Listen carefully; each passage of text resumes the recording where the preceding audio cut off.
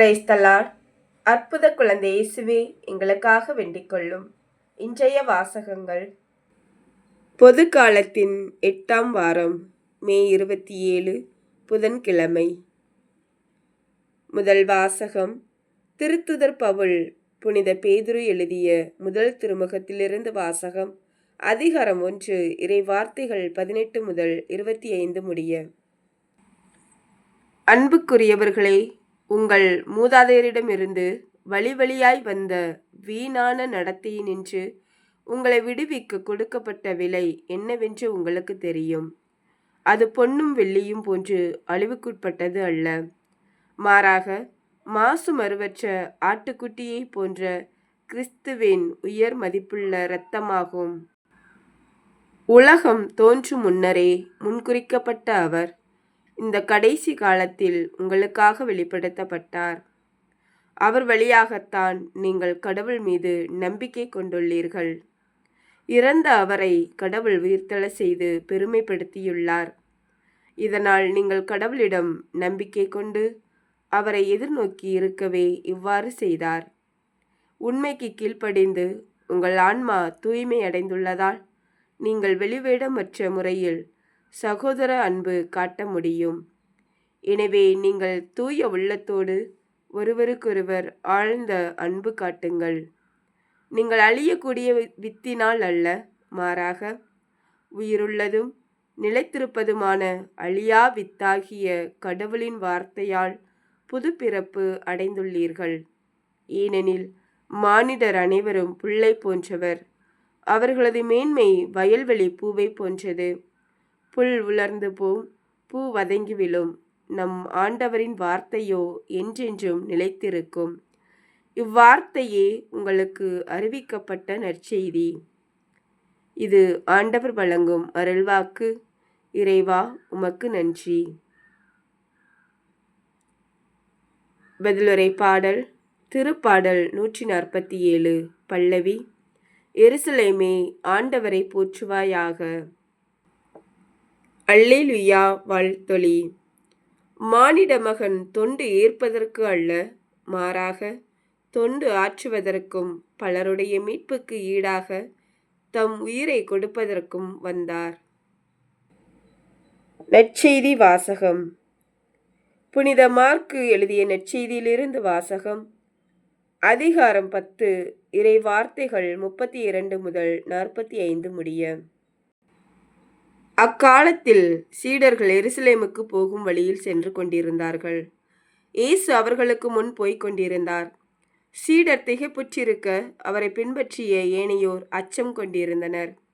அவர் மீண்டும் 12 அழைத்து தமக்கு நிகழ இருப்பவற்றை குறித்து பேசத் தொடங்கினார். அவர், இப்பொழுது நாம் எருசலேமுக்கு செல்கிறோம். மானிட மகன் தலைமை குருக்களிடமும் மறைநூல் அறிஞர்களிடமும் ஒப்புவிக்கப்படுவார். அவர்கள் அவருக்கு மரண தண்டனை விதித்து அவரை பிற இனத்தவரிடம் ஒப்புவிப்பார்கள்.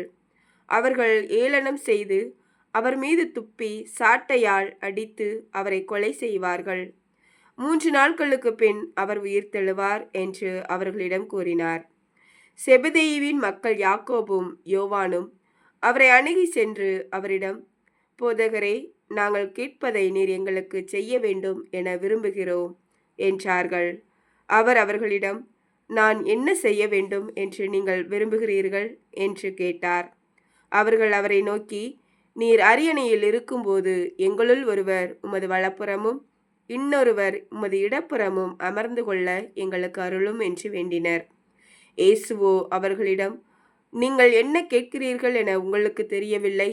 நான் குடிக்கும் துன்பக் கிண்ணத்தில் உங்களால் குடிக்க இயலுமா? நான் பெரும் திருமுழுக்கை உங்களால் பெற இயலுமா என்று கேட்டார்.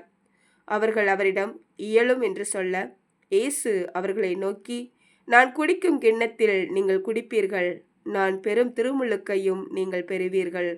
ஆனால் என் வலப்புறத்திலும் இடப்புறத்திலும் அமரும்படி அருளுவது எனது செயல் அல்ல, மாறாக அவ்விடங்கள் யாருக்கு ஏற்பாடு செய்யப்பட்டுள்ளதோ அவர்களுக்கே அருளப்படும் என்று கூறினார். இதை கேட்டுக்கொண்டிருந்த 10 பேரும் யாக்கோபு மீதும் யோவான் மீதும் கோபம் கொள்ளத் தொடங்கினர். இயேசு அவர்களை வரவழைத்து அவர்களிடம், பிற இனத்தவரிடையே தலைவர்கள் என கருதப்படுகிறவர்கள் மக்களை அடக்கி ஆளுகிறார்கள். அவர்களுள் பெரியவர்கள் அவர்கள் மீது தங்கள் அதிகாரத்தை காட்டுகிறார்கள். ஆனால் உங்களிடையே அப்படி இருக்கக்கூடாது. உங்களுள் பெரியவராக இருக்க விரும்புகிறவர் உங்கள் தொண்டராய் இருக்கட்டும். உங்களுள் முதன்மையானவராக இருக்க விரும்புகிறவர் அனைவருக்கும் பணியாளராக இருக்கட்டும். ஏனெனில் மானிட மகன் தொண்டு ஏற்பதற்கு அல்ல, மாறாக தொண்டு ஆற்றுவதற்கும் பலருடைய மீட்புக்கும் ஈடாக தம் உயிரை கொடுப்பதற்கும் வந்தார் என்று கூறினார். இது கிறிஸ்து வழங்கும் நற்செய்தி. கிறிஸ்துவே உமக்கு புகழ். சிந்தனை. இன்றைய நற்செய்தியில் ஆண்டவராகிய இயேசு கிறிஸ்து தம்முடைய பாடுகள், மரணம் மற்றும் உயிர்த்தெழுதல் பற்றி சீடர்களுக்கு தெளிவுபடுத்துகிறார். யாக்கோபும் யோவானும் அவரின் பாடுகளை பற்றி சிந்திக்காமல் அவர் அமைக்க இருக்கும் அரியணையில் பங்கு கேட்டுக் கொண்டிருக்கின்றார்கள். அன்று சீடர்கள் செய்த அதே தவறுகளைத்தான் என்று நாமும் செய்து கொண்டு இவ்வுலகில் வாழ்ந்து கொண்டிருக்கின்றோம். ஒருவரது துன்பத்தில் பங்கு கொள்ளாமல் அவர்களது இன்பத்தில் மட்டும் பங்கு கொண்டு அவர்களோடு உறவாட ஆசைப்படுகின்றோம். துன்பங்களைக் கண்டு கலங்கக்கூடாது. இன்பத்தின் மகிழ்ச்சியை துய்ப்பதற்கு ஆவலாக இருக்கும் நாம் துன்பங்களை மட்டும் உதறித்தள்ள நினைக்கின்றோம். ஆண்டவர் இயேசுவின் திருமுழுக்கை நாமும் குழந்தையாய் இருக்கும்போதே பெற்றிருக்கின்றோம். ஒவ்வொரு திருப்பலியிலும் ஆண்டவரின் உடலை அவரது உடலாகவும் இரத்தமாகவும் அருந்திக் கொண்டிருக்கின்றோம். இயேசு கிறிஸ்துவின் வாழ்வு தரும் உணவை அருந்துகின்ற நாம் துன்பங்களைக் கண்டு ஓடுகின்றோம். எல்லா துன்ப நேரங்களிலும் உயிரை கொடுக்கவும் துணிந்த சீடர்களாக இருக்க இயேசு அழைக்கின்றார். நாமும் இயேசு அழைக்கப்பட்ட சீடர்களாக வாழ முற்படுவோம். சிந்திப்போம். ஆமேன். Praise the Lord. அற்புத குழந்தை இயேசுவே, எங்களுக்காக வேண்டிக் கொள்ளும்.